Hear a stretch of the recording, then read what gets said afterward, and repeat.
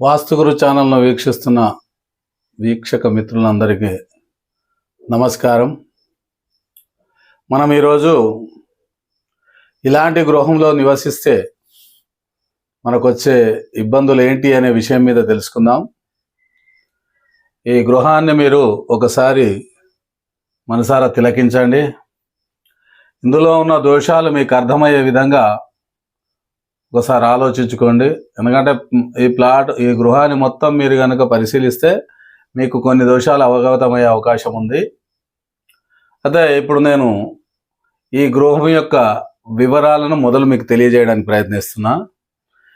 ఉత్తరంలో పెద్ద రోడ్డు ఉన్నది, తూర్పులో మంచి ఖాళీ స్థలం ఉంది, పడమర వైపు ప్రహరీ కూడా లేదు కానీ ఓపెన్ ప్లేస్ మాత్రం చాలా ఉంది, ఇది వీళ్ళదే.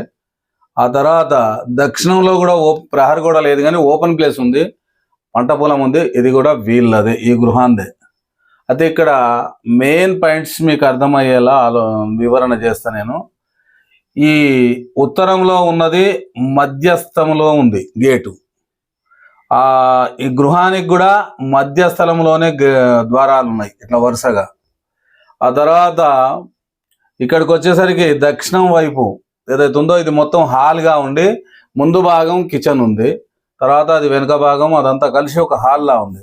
ఇప్పుడు ఈ ముందు భాగంలో ఏదైతే ఉత్తరం సైడ్ అంటే ఇప్పుడు ఇక్కడ ఉన్నటువంటి పరిస్థితిలో ఈ హాలు ఒక చిన్న రూమ్ వండుకుంటూ పోతే తూర్పులో ఖాళీ స్థలము, మళ్ళీ ఉత్తర వాయువులో కూడా ఖాళీ స్థలం. అంటే మనం ఇప్పుడు ఇక్కడ ఏం చేస్తామంటే ఇక్కడ నుంచి ఇక్కడికి దారం పడితే టేప్ పడితే ఇంతవరకే కొలత వస్తుంది, ఇక్కడ నుంచి ఇక్కడ టేప్ పడితే ఎక్కువ కొలత వస్తుంది. అంటే దీని ఉద్దేశం ఏంటంటే ఈ గృహంలోని లోపల భాగం హాల్లో ఆగ్నేయం వాయువ్యం పెరిగింది, ఈశాన్యమును నైరుతి తగ్గింది ఇక్కడ ఈ మందం కొలత చేసినప్పుడు. అలాగే ఇక్కడ కూడా ఒక రూమ్ ఇచ్చుకుంటూ ఇక్కడ చిన్నగా హాల్ ఇచ్చుకున్నారు. ఆ తర్వాత ఇది కూడా ఇది మొత్తం టోటల్ హాలు. దీనికి ఇటు దక్షిణం వైపు చిన్న హౌస్ కట్టుకున్నారు, చిన్నదంటే మంచిగా 3 ఫీట్ల వెడల్పుతో హౌస్ కట్టుకున్నారు, అది భూమి పైన ఉంది. ఇంకా మనం గమనించాల్సినది ఏంటంటే తూర్పు వైపు ఆల్రెడీ మెట్లు వేసుకున్నారు, తూర్పు గోడను ఆనుకొని మెట్లు వేసుకొని పోయి మీది పోయిన తర్వాత ఇక్కడనే కొంచెం బాల్కనీ వేసుకొని అక్కడ నుంచి డైరెక్ట్ తూర్పు ఆగ్నేయం నుంచి బిల్డింగ్ పైకి పోతున్నారు. బహుశా ఇదంతా మీరు అర్థం చేసుకున్నట్టే అనుకుంటున్నాను నేను. అయితే ఇక్కడ జరిగింది ఏంటంటే తూర్పులో అసలు ద్వారం లేదు, చూడండి గమనించండి, తూర్పులో ద్వారం లేదు. అలాగే తూర్పు గోడకు బరువు చేస్తూ మెట్లు వచ్చినాయి, ఒకటే వరుస మెట్లు వచ్చినాయి. మరి స్థలం లేదా అంటే స్థలం ఉంది, ఆల్రెడీ తూర్పులో స్థలం చాలా ఉంది. వాళ్ళు ఇక్కడ నుంచి మెట్లు తీసుకొని ఇట్లా తిప్పుకుంటే యువాకారం చేసుకుంటూ ఒడిచిపోయేది, అట్లా కాకుండా తూర్పు గోడను అనుసరించే మెట్లు వేసుకున్నారు. ఇలాంటి ఈ గృహం యొక్క పరిస్థితి మీకు కొద్దిగా వివరణ చేయడానికి ప్రయత్నం చేస్తా.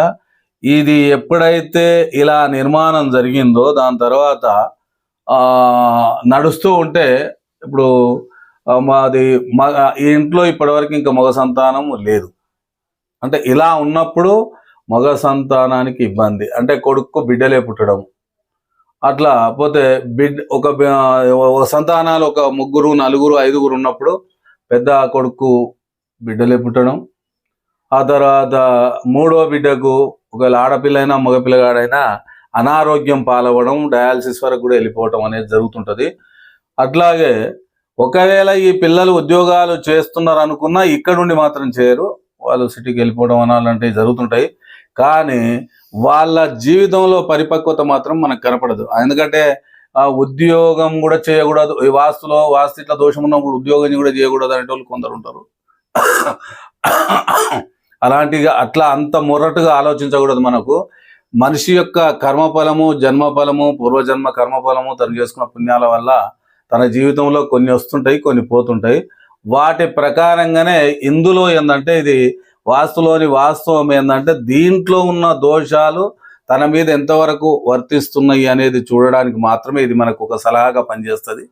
అయితే ఈ దోషపూరితం వల్ల ఈ ఇంట్లో 3వ సంతానానికి అనారోగ్యం, పెద్ద సంతానానికి ఆర్థికంగా ఎంతున్నా తక్కువన్నట్టుగానే కనపడడం, అంటే అతడు అనుకున్నంత దూరం ఎదగకపోవడం, ఆ తర్వాత సంతానంలో విషయంలోకి వస్తే మగ సంతానం లేకపోవడం, ఇందులో ఒకవేళ ఈ ఇంట్లో ఇద్దరు అన్నదమ్ములు ఉన్నారంటే చిన్నోళ్లకు ఆల్రెడీ భార్యాభర్తల మధ్యన వివాదం అలాంటివి ఏవైనా వచ్చే అవకాశాలు చాలా వరకు ఉన్నాయి. కాబట్టి మిత్రులారా, ఇలాంటి గృహంలో నివసించేవారు ఖచ్చితంగా ఒక 3 సార్లు కానీ 6 సార్లు కానీ 9 సార్లు కానీ లేక 11 సార్లు కానీ ఎంత వీలైతే అంత సంకటహర చతుర్థి వ్రతాన్ని ఏర్పాటు చేసుకుంటే బెస్ట్. అయితే దీని విషయంలో కూడా మళ్ళీ నేను ఏదో పూజ వైపు పంపించి మిమ్మల్ని డబ్బులు ఖర్చు పెట్టిస్తున్నా అనుకున్నారు. కాకపోతే ఈ పూజా విధానాన్ని పండిత బుట్టే వీరదైవజ్ఞ గారి పంచాంగంలో కూడా రాసి ఉంటుంది, లేక మిగతా పుస్తకాలలో కూడా రాసి ఉంటుంది. ఈ సంకటహర చతుర్థి వ్రతాన్ని మనకు అన్ని మంత్రాలు రాకుండా కొన్ని మంత్రాలతోటైనా లేక ఓం గం గణపతి అన్నమా అనుకుంటా కూడా ఒక పువ్వు చొప్పున రోజు 1008 పువ్వులు వేసి ఆ రోజు వ్రతాన్ని చేసుకోవచ్చు, ఉపవాసం ఉండి. ఇలా మీరు పుస్తకాల ద్వారానైనా ఈ పూజను ఏర్పాటు చేసుకోవచ్చు. లేకపోతే ఏది చేయరాకుండా ఆ రోజు మొత్తం మామూలుగా ఒంటి పూట మాత్రమే భుజించి ఓం గంగణపతయ నమః అనుకుంటా కూడా ఉండి ఈ పూజను మీరు సమర్పించుకోవచ్చు. ఇలా చేస్తే ఖచ్చితంగా ఈ గృహంలో ఒక మంచి రిజల్ట్ వచ్చి మనకు ఒక మంచి జ్ఞానము ఆ భగవంతుడు ప్రసాదించి, ఆ గణపతి దేవుడు ప్రసాదించి, గణపతి ఎవరి ఆదిదేవత కేతు యొక్క ఆదిదేవత. ఎప్పుడైతే గణపతిని మనం ప్రార్థిస్తామో గణపతిని వల్ల మనకి ఎప్పుడైతే పుణ్యం దొరుకుతుందో అప్పుడు కేతు మోక్షకారకుడు కాబట్టి మనకు మోక్షం కూడా దొరికి మనకు ఒక మంచి మనిషి ద్వారా కావచ్చు, మన మనసు ద్వారా కావచ్చు ఈ మెట్లను తీసేయాలని, ఇక్కడ ఒక ద్వారం పెట్టాలని, ఇక్కడ ఏదైతే మనం మామూలుగా వాడుకుంటున్నామో దక్షిణాగ్ని అని పెంపు, ఎందుకంటే ముందు స్థలాన్ని వదిలిపెట్టి ఇక్కడ హౌస్ కట్టుకున్నాం, ఇక్కడ నుంచి ఇక్కడికే వాడుకుంటున్నాం అంటే ఇది నైరుతి పెంపు అనే టైపులో కనపడుతుంటుంది, దక్షిణ నైరుతి పెంపు. దానివల్ల తిమ్మిర్లు, పక్షవాతము లాంటి, పక్షవాతం అంటే డైరెక్ట్ రోగం అని కాదు, ఆ ఇంట్లో ఏ పని కూడా ముందుకు వెళ్ళకపోవడం అంటే నిలబడి ఉండడం, ఇలాంటి పరిస్థితులు జరిగే అవకాశం ఉంది. కాబట్టి వీటన్నిటిని సవరణ చేసుకునే జ్ఞానం మనకు ఆ గణపతి పూజ వల్ల వస్తుంది. కాబట్టి ఖచ్చితంగా మీరు అలాంటి పూజను ఏర్పాటు చేసుకొని ఇలాంటి గృహాలలో ఉన్న దోషాలను త్యజించి మంచి ఫలితాలను పొందాలని, సర్వదా మీరు క్షేమంగా ఉండాలని. ఇది కూడా కష్టపడింది మాత్రం రాదు, దీంట్లో కూడా ఇప్పుడు మెట్లు తీసేయాలి, మెట్లను వేరే మార్చాలి, ఆ హౌస్ తీసేసుకుని ఈశాన్యం వైపు ఇటు సైడ్ రావాలి, కాకపోతే ఈ గేట్లు ఏవైతే ఉన్నాయో గేట్లను అన్నింటినీ తొలగించి ఇక్కడికి ముందు భాగానికి తీసుకురావాలి, ఉత్తర ఈశాన్యంలోకి, ఇప్పుడు ఈ గేట్లన్నీ ఉత్తర ఈశాన్యంలోకి రావాలి. ఇలా మార్చడం అనేది కూడా ఒక కష్టమే. కాబట్టి కష్టపడింది సుఖం ఎప్పుడు రాదు, కష్టపడింది ఫలితం ఎప్పుడు రాదు, కష్టే ఫలి. అందుకనే మీరు ఈ ఆలోచనలు చేసుకుంటే ఇప్పుడు ఈ గణపతి పూజ వల్ల మీకు మంచి అనేది అర్థమవుతుంది. ఆ అర్థమైన తర్వాత కేతు అనేవాడు మోక్షం ఇచ్చిన తర్వాత ఆ మోక్షం వల్ల ఈ ద్వారాలన్నీ మారి మీకు సత్ఫలితాలు ఇచ్చే అవకాశం ఉంది. కాబట్టి మిత్రులారా, మీరందరూ మీలో ఎవరికైనా ఇలాంటి గృహాలు తటస్థించినప్పుడు లేక మీకు ఇంట్లో ఏ భాగమైనా మీకు ఇంట్లో దోషపూరితమైన ఆ భాగాన్ని సరి చేసుకొని సత్ఫలితాలు పొందాలని అల్లాను ఎల్లప్పుడూ కోరుకుంటూ నేను మీ బాబా అన్వర్ షా, హజరత్ సయ్యద్ యాకుషాలి బాబా, దర్గా షరీఫ్ బండనాగారం.